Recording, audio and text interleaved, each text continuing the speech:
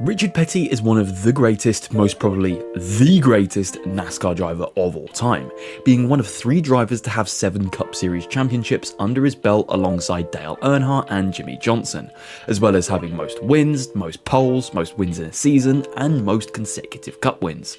But there is a small asterisk with one of those 200 wins he racked up. But why? The race took place on October 9th, 1983 and would host the 198th win of Petty's career at Charlotte Motor Speedway. On track, it was relatively by the by.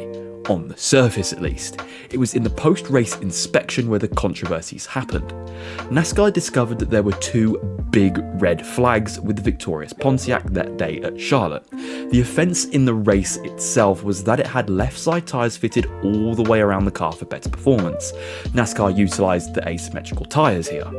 This would give them a notable performance advantage over the rest of the pack when it came to tyre wear, as the outside tyres were notably more robust than those on the inside. This would lead to increased performance at the end of stints. The second more fundamental problem with the car is that it was way too oversized in terms of the engine.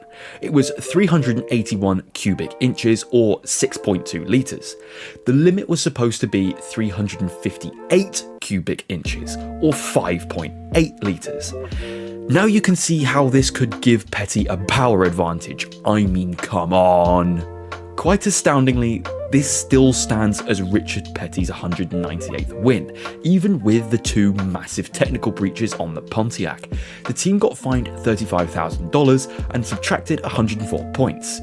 But I mean, if such obvious cheating happened nowadays, you can bet that the car in question is getting disqualified from that race, and maybe from scoring any more championship points from that point onwards. The rule was changed after this incident, with offending teams being suspended for 12 weeks or 3 races.